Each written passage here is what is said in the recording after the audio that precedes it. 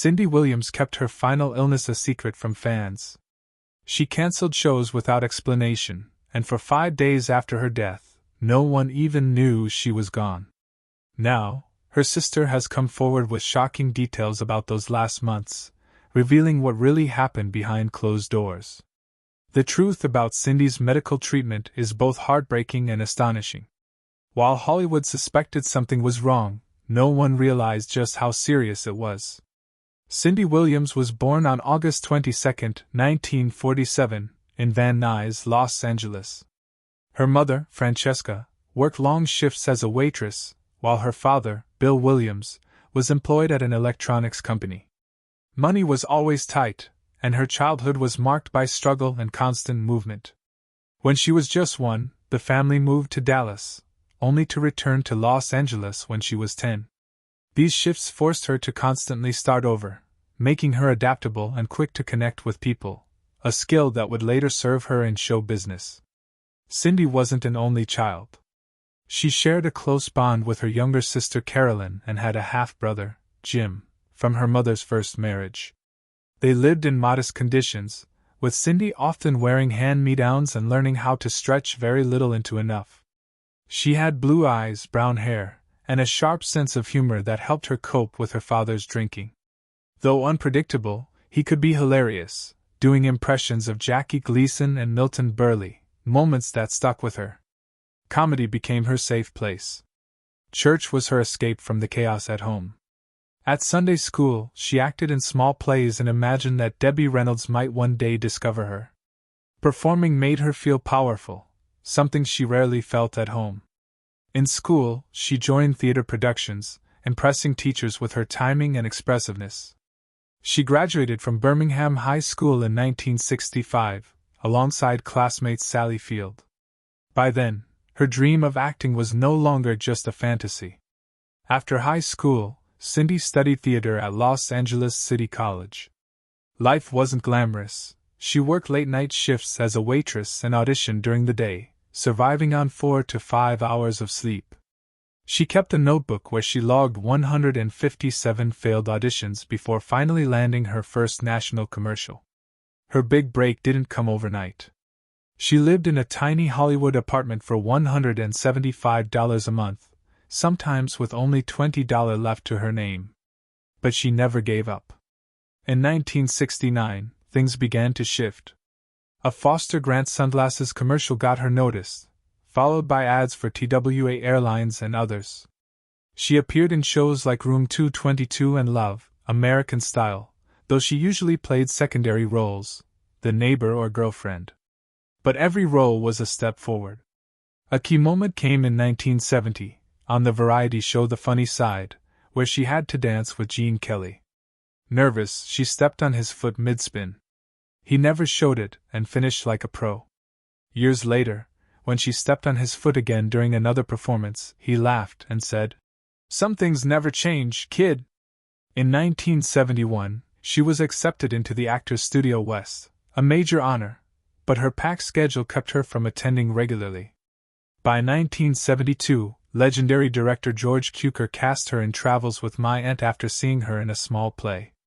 Suddenly, she was on screen with Maggie Smith and under the direction of a man who'd shaped stars like Katharine Hepburn. Her breakthrough came in 1973 when she was cast as Laurie Henderson in American Graffiti, George Lucas's low-budget film about teens in the 60s. The movie cost just $777,000 to make but became an instant classic. Cindy played Ron Howard's girlfriend and drew from her own heartbreak. Her boyfriend had left her to see other people. That real pain gave her performance emotional depth, especially in the iconic dance scene where she and Howard smile while arguing under their breath. Lucas even rewrote parts of the script to give her character more substance. Her performance earned her a BAFTA nomination for Best Supporting Actress in 1975. Though she didn't win, the award went to Ingrid Bergman. The nomination placed her among Hollywood legends. She'd worked hard for that recognition, going from waitressing to acting in a film that launched careers: Ron Howard, Harrison Ford, Richard Dreyfuss. Producer Fred Roos, who had also worked on The Godfather, was a key believer in Cindy's talent. That belief led to lasting bonds, especially with Ron Howard, which resulted in an unexpected opportunity. In 1975, Howard, now starring in Happy Days, got Cindy a guest role. She appeared alongside Penny Marshall, and their chemistry lit up the screen. Gary Marshall saw their magic and spun it into a news show, Laverne and Shirley. Cindy and Penny weren't strangers. They'd met years earlier on another set. That prior friendship laid the foundation for their dynamic on-screen partnership. Meanwhile, American Graffiti had also introduced her to Harrison Ford, who was still working as a carpenter. Their paths crossed again in Coppola's The Conversation, 1974, a tense film about surveillance, which won the Palme d'Or at Cannes and earned 3 Oscar nominations, including Best Picture. Cindy acted alongside Gene Hackman, John Cazale, and a young Ford. Despite starring in 3 critically acclaimed films, Travels with My Aunt, American Graffiti, and The Conversation, Cindy's film career stalled. She wasn't getting the lead roles she deserved. To stay busy, she and Penny began writing together, eventually joining Francis Ford Coppola's Zoetrope Productions as part of a female writing team earning just $30 a week. That writing partnership was pivotal. They learned how to bounce ideas, punch up jokes, and develop a natural rhythm, skills that would define their careers. Then came the game changer. In late 1975, Gary Marshall called and asked them to play 2 girls going on a double date with Richie and Fonzie in Happy Days. They thought it was just a one-off role, a bit of fun. But when the episode aired in January 1976, America fell in love with Laverne and Shirley. Cindy played Shirley, the sweet, slightly anxious counterpart to Penny's tough-talking Laverne. Their chemistry was undeniable. ABC moved fast, commissioning a full spin-off. Neither actress knew what a spin-off even meant. But the connection between them was more than acting. Cindy said it felt like telepathy. While she took her scripts seriously and studied every line, Penny was more spontaneous, barely looking at scripts, yet always nailing the scene. Their differences made the show work. Laverne and Shirley premiered on January 27, 1976, and exploded in popularity.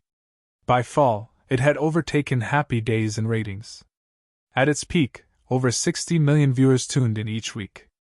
Cindy, once a struggling actress, was now a household name. She was on magazine covers, lunchboxes, and in nearly every American living room. The chant, Schlemiel, Schlemazel, Hasenpfeffer Incorporated, became a pop culture staple. By 1979, she was earning $30,000 per episode, enormous for the time. But she didn't just play Shirley Feeney, she created her. Cindy gave Shirley her nervous laugh, practiced for weeks before filming even began. She kept character journals, made creative choices like giving Shirley stuffed animals, and shaped the role with remarkable dedication. Cindy Williams's journey, from a struggling waitress to an icon of television, is a story of grit, humor, heartbreak, and resilience. Her final days may have been shrouded in mystery, but her legacy remains one of the brightest in television history. Kitty sweaters and prim, neat looks made Shirley Feeney stand in stark contrast to Laverne's tomboy style, and that contrast made Laverne and Shirley pop. By 1979, women were walking into salons asking for the Shirley haircut, and Cindy Williams was receiving over 1,500 fan letters every week. Fans didn't just like Shirley, they felt her. But behind that sweet smile and gentle voice was a woman tougher than most realized. Cindy performed nearly all her own stunts, and the physical comedy was no joke. In a 1978 episode, she wrestled bottles on a conveyor belt for 37 takes, bruising 3 ribs in the process. In 1977, she did splits on roller skates, despite having no skating experience. She even got frostbite filming skiing scenes in freezing weather. Cindy trained with vaudeville performers and rehearsed a 3-minute routine with Penny Marshall for over 50 hours. Her fearless dedication earned her the nickname, the female Buster Keaton. By January 1978, that hard work paid off. Cindy was nominated for a Golden Globe as Best Actress in a Comedy, up against icons like Carol Burnett and Jean Stapleton. She didn't win, but it changed how the industry saw her. Suddenly, studios were offering her starring roles, big deals, and creative control. But Cindy turned them all down. She stayed loyal to Laverne and Shirley, and that loyalty gave her more power than most actresses had at the time. Then, everything started to fall apart. In 1980, the show moved from Milwaukee to California, and along with the brewery jobs, the show's magic was lost.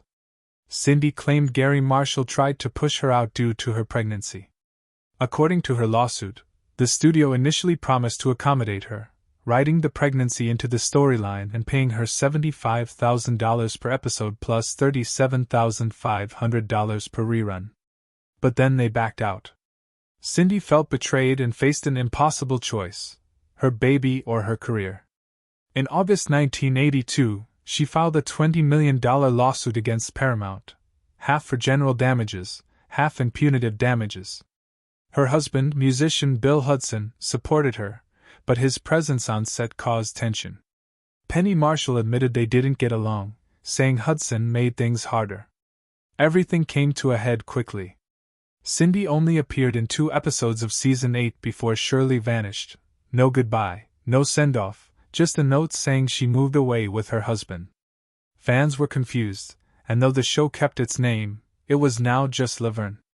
Penny Marshall found herself fielding endless questions like, "Where's Cindy?" and called the situation a drag. Cindy had walked away from a $165 million contract, not counting residuals. Though the lawsuit settled quietly, the fallout was lasting. Rumors swirled. Some said she'd made outrageous demands, others blamed a feud. But Cindy stayed mostly silent, focusing on motherhood. When Cindy married Bill Hudson on May 1, 1982, it marked the start of a messy and emotionally charged chapter. Bill had just divorced Goldie Hawn, and Cindy stepped into a complicated family dynamic. Overnight, she became stepmother to 6-year-old Oliver and 3-year-old Kate Hudson, both future stars. But the family was far from harmonious. Bill's relationship with his children was already strained, and over time, it deteriorated. In 2015, Oliver publicly called him out in a Father's Day post, and Bill retaliated, blaming Goldie. Kurt Russell, Goldie's longtime partner, had become more of a father figure than Bill ever was, creating 2 fractured families that barely spoke. By 2021, Kate Hudson expressed a desire to reconnect with her half-siblings, saying, "Time is short." When Cindy died in January 2023, many hoped her passing might help heal those years of silence. Cindy and Bill's marriage lasted 18 years, ending in 2000. But the turning point came long before the divorce, early in 1982, when Cindy discovered she was pregnant with their daughter Emily. Laverne and Shirley was entering its 8th season, and Cindy was one of TV's biggest stars. She hoped to keep working, maybe hide the pregnancy behind props on set. But producers demanded she film until her due date, something that would be legally questionable today. Cindy refused to sign the contract and walked away after just 2 episodes. That decision cost her the role of Shirley Feeney and triggered the $20 million lawsuit. Emily was born later that year, and Cindy stepped back from the spotlight. Though she never set out to be a pioneer, Cindy's choice became a landmark moment in how Hollywood treated pregnant actresses. Years later, production sets began adding nurseries and offering on-site childcare, something unthinkable before. In 1986, she gave birth to her second child, William Zachary "Zach" Hudson. Now a mother of 2, Cindy committed to giving her kids a grounded life far from the glare of celebrity. Zach grew up largely out of the spotlight, with one exception. In 2004, he joined Cindy and Emily at her Hollywood Walk of Fame ceremony. In 2006, Bill Hudson had another daughter, Lalania, with girlfriend Caroline Graham, adding another layer to the tangled family tree. Cindy remained focused on protecting her children's privacy, even as Kate Hudson publicly expressed interest in reconnecting with her half-siblings. While Cindy's family life evolved, her career took a back seat. After leaving Laverne and Shirley, she struggled to regain her footing. Her first major post-sitcom project was a quirky sci-fi comedy in 1983 called The Creature Wasn't Nice, also known as Naked Space or Spaceship. With a $2 million budget and co-star Leslie Nielsen, the film featured Cindy singing 2 songs, but it flopped and was re-edited several times. She followed it with UFO, a low-budget sci-fi film shot in 1981 but shelved until 1985, and quietly released on VHS in 1987. These roles were a far cry from her sitcom stardom. But Cindy didn't chase fading fame. She focused on family and transitioned into TV movies. In 1990, she starred in Menu for Murder and a Perry Mason film, both of which showed her dramatic range. In 1991, she appeared in the fantasy TV movie Earth Angel. While these weren't blockbuster hits, they gave her steady work, and more importantly, time. As a mother of 2, the shorter schedules of TV movies suited her better than the grueling pace of sitcoms. Then came another shot at primetime. In 1993, she starred in Getting By, a sitcom about 2 single moms, one white, one black, raising kids in Chicago. It joined ABC's popular TGIF lineup and started strong, with over 21 million viewers. But after 1 season, ABC dropped it. NBC picked it up, but the momentum was lost. Ratings fell, the creative team changed, and the show ended after just 31 episodes in 1994. That marked her final lead role in a network sitcom. As the 2000s began, Cindy took a new path. In 2000, she joined Strip Mall, a raucous, satirical show on Comedy Central. It was bold, loud, and wildly different from her wholesome image, an edgy move for someone known as Shirley Feeney. Cindy Williams' brief return to television in Strip Mall proved she wasn't afraid to poke fun at herself. Though the show only lasted 6 episodes, it made a statement. At 53, she was showing the world she wasn't stuck in the past. She could evolve, take risks, and do what many of her peers wouldn't. Still, fans longed for a glimpse of the old magic. In 2002, they got it. ABC aired Laverne and Shirley together again, reuniting the original cast for the first time in nearly 20 years. It drew 17.5 million viewers. The emotional highlight came when Cindy and Penny Marshall embraced on camera, releasing years of built-up tension. Cindy's pregnancy had led to her abrupt departure from the show, causing a painful rift with Penny, but during that reunion, they made peace. The special was filled with bloopers, sketches, and tributes to lost cast members, reminding everyone just how beloved both the characters and actresses truly were. Then, in 2004, Cindy stunned audiences again with a dramatic turn on Law and Order, SVU, playing a grandmother who concealed her son-in-law's abuse. The role was dark, raw, and deeply unsettling. Over 15 million people tuned in, and critics praised her haunting, understated performance. Cindy had researched courtroom psychology and abuse dynamics to understand the mind of someone who would protect a predator. Some felt she deserved an Emmy nomination. It was one of the most powerful performances of her career, proof that even decades after achieving fame, she was still growing as an artist. From 2006 to 2014, Cindy returned to her theatrical roots, performing live on stage across the U.S. She completed 267 performances in 42 cities. In 2007, she starred in Nonsense for over a year, earning an award for Best Actress in a touring production.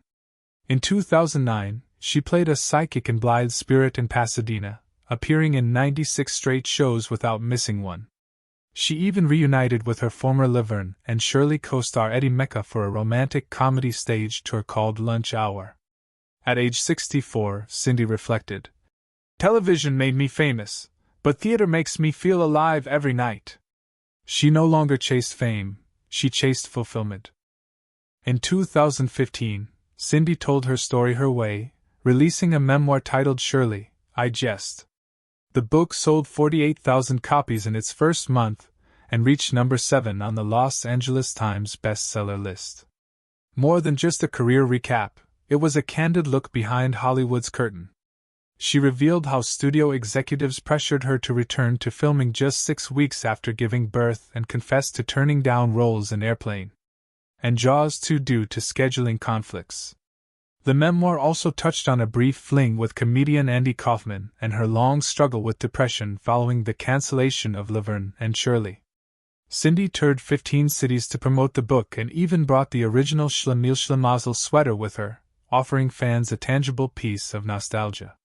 In 2018, at age 71, Cindy made another heartfelt return to the screen in Still Waiting in the Wings, a small indie film about struggling performers in New York. The story was close to her heart. She had once waited tables while chasing her own dream. This time, she starred alongside Broadway legends like Edna and Chita Rivera, bringing warmth and wit to a new generation. The film won 5 awards, and even in her 70s, Cindy remained committed, showing up on set, mentoring younger performers, and giving her all. At the core of Cindy's life story was her decades-long relationship with Penny Marshall. Their bond had been tested by time, distance, and professional tension. Cindy felt abandoned when the studio forced her off the show. Penny felt alone continuing it without her. They didn't speak for 15 years. But in 1997, following the end of Penny's marriage, she picked up the phone. They cried, forgave, and rebuilt their friendship. By 2012, they were appearing together again on Good Morning America, laughing with former castmates. Later, they made a playful cameo on Sam and Cat, poking fun at their sitcom past. It wasn't just a reunion, it was healing. In late 2022, something shifted. Cindy's health began to decline, but she kept it private, just as she had throughout her life. There was no announcement, no call for sympathy. Instead, she quietly began stepping away from the spotlight. Fans noticed she was canceling appearances for her one-woman show, Me, Myself and Shirley, which had been performing well across the country. Behind the scenes, only her children and a few close friends knew the severity of her condition. Cindy didn't want her illness to overshadow her work. Even while receiving treatment, she was still reading scripts and thinking about new projects. That's who she was, a woman who loved her craft and stayed dedicated to it until the end. Her team respected her wishes, protecting her privacy. When reporters asked, they simply said she was resting. By early January 2023, her condition worsened, but nothing was made public. Cindy didn't want fanfare, just peace. On January 25, 2023, Cindy Williams passed away in Los Angeles at the age of 75. Her family waited 5 days before announcing her death. On January 30th, her children, Zach and Emily Hudson, released a statement through family spokesperson Liza Cranis. The passing of our kind, hilarious mother, Cindy Williams, has brought us insurmountable sadness that could never truly be expressed. Knowing and loving her has been our joy and privilege. She was one of a kind, beautiful, generous, and possessed a brilliant sense of humor and a glittering spirit that everyone loved. There was something quietly poetic about the timing of her death. Cindy passed away exactly 5 years after her longtime friend and Laverne and Shirley co-star Penny Marshall, who had also died at age 75 in December 2018 from complications related to diabetes. Their careers had been forever intertwined, and now, so were their final chapters.